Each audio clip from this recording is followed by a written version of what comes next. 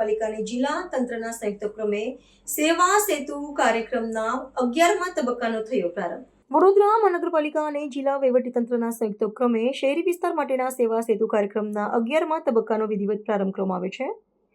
પ્રજાના પ્રશ્નોના ઝડપી અને હકારાત્મક ઉકેલ માટેની આ લોકાભિમુખ ઝુંબેશ અંતર્ગત શહેરના સમા વિસ્તારમાં આવેલી ઉત્તર વિભાગીય કચેરી ખાતે એક વિશેષ શિબિરનું આયોજન કરવામાં આવ્યું હતું, જેમાં મોટી સંખ્યામાં સ્થાનિક નાગરિકો ઉપસ્થિત રહ્યા હતા। આ કાર્યક્રમનો મુખ્ય ઉદ્દેશ્ય સામાન્ય નાગરિકોને રાજ્ય સરકારની વિવિધ કલ્યાણકારી યોજનાઓનો લાભ ઘર આંગણે અને એક જ સ્થળેથી પૂરો પાડવાનો છે।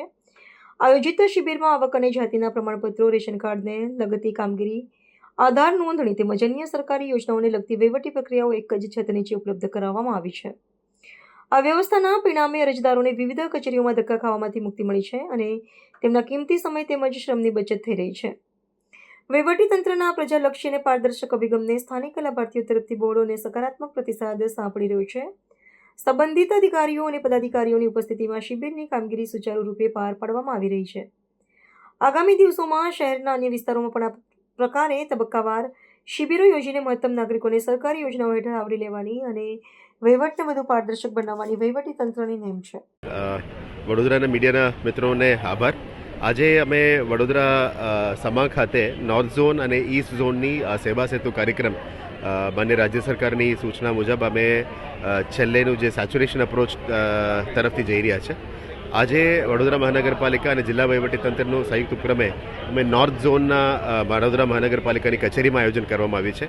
એમાં મોટાભાગમાં સિટીને સમાવેશ કરવા માટે વડોદરા મહાનગરપાલિકા અને જિલ્લા વહીવટીતંત્રના સંયુક્ત ઉપક્રમે અલગ અલગ ડિપાર્ટમેન્ટ્સનું સેવાઓ આપી રહ્યા છે। એમાં આયુષ્માન કાર્ડ હોય, રેશન કાર્ડનું નામ કમીનું હોય, દાખલાનું હોય, એપ્રેન્ટિસશીપ યોજનાનું હોય, અલગ અલગ સ્કીમ્સના અદરવાઇઝ SC/ST ડિપાર્ટમેન્ટનું હોય, OBCનું ડિપાર્ટમેન્ટનું હોય, એટલે સિટીના મેક્સિમમ લોકોને પહોંચી શકાય એવા અપ્રોચમાં અત્યારે કરી રહ્યા છે।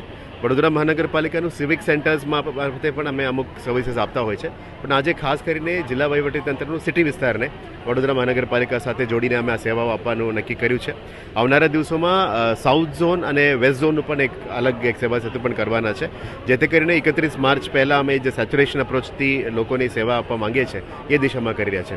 જે રીતનું ભારત સરકાર અને રાજ્ય સરકાર સેચ્યુરેશનમાં અલગ અલગ સેવાઓ પબ્લિકને આપતા જ આવીએ છીએ, અમે આજે પણ ચૂંટેલા પદાધિકારી, ex corporators, ex MLA, present પદાધિકારીઓ તમામ મારફતે પણ મેસેજીસ અમે મોકલવા માંગીએ છીએ, જેથી કરીને કોઈને પણ બાકી રહેતા હોય આજે આખા દિવસ અહીંયા નોર્થ ઝોનની મામલતદાર કચેરી અને વડોદરા મહાનગરપાલિકાના નોર્થ ઝોન સમા કચેરી મારફતે આનું સેવામાં જે આપવા માટે અમે પ્રયત્ન કરીએ છીએ। વડોદરાના નાગરિકોને અપીલ કરીએ છીએ કે તમારા ઘરમાં કોઈ પણ સેવાઓની બાકી હોય, ઇવન પુરવઠા વિભાગનું અને એને પણ આજે રાખવામાં આવ્યું છે, એટલે કોઈ પણ ઇશ્યુઝ હોય, સમસ્યા હોય, માહિતી હોય, એ બધા તમને અહીંયા મળશે અને સેવાઓ પણ આજે તમારું લઈ જવા માટે અમે તમામને અમે વિનંતી કરીએ છીએ। વડોદરા કોર્પોરેશન અને જિલ્લા વહીવટી તંત્રના સંયુક્ત પ્રયાસોથી જે 11મો સેવા સેતુનો કાર્યક્રમ આજે ઉત્તર ઝોનની કચેરી વોર્ડ નંબર 2ની કચેરી ખાતે રાખવામાં આવ્યો છે। સરકાર નાગરિકોના દ્વારે પહોંચે, લોકોના ઘર સુધી પહોંચે અને સરકારી યોજનાઓમાં 100% આવરણ થાય, એટલે કે 100% સેચ્યુરેશન એચીવ થાય એ આશયથી આ પ્રકારના સેવા સેતુના કેમ્પો કરવામાં આવે છે।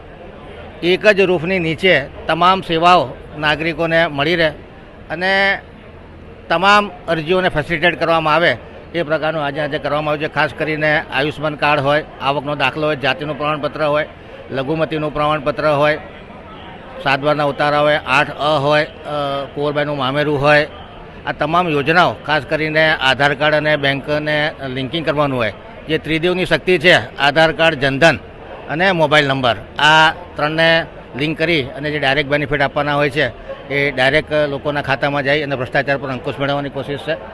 ખાસ કરીને શ્રવણ તીર્થ યોજનાઓ છે, અમુક યોજના એવી છે કે જે લોકોને ખૂબ ખ્યાલ નથી હોતો, તો એનું માર્કેટિંગ પણ થાય છે અને તમામ પ્રકારની સેવાઓ જેવી કે બસ કન્સેશન પાસ હોય, લર્નિંગ લાયસન્સ હોય, સિટી ટ્રાન્સપોર્ટ હોય, આધાર કાર્ડ હોય, આવકનો દાખલો હોય, આ તમામ સેવાઓ એક જ રૂફની નીચે મળી રહે એ આશયથી આ સેવા સેતુનો કેમ્પનું આયોજન કરવામાં આવ્યું છે। આપના માધ્યમથી તમામ નાગરિકોને અપીલ કરું છું કે કોઈને કોઈ પણ સેવાની જરૂર હોય તો આજે 9 થી 2 વાગ્યા સુધી અરજી સ્વીકારવામાં આવશે અને 5 વાગ્યા સુધી આ કેમ્પ ચાલવાનો છે।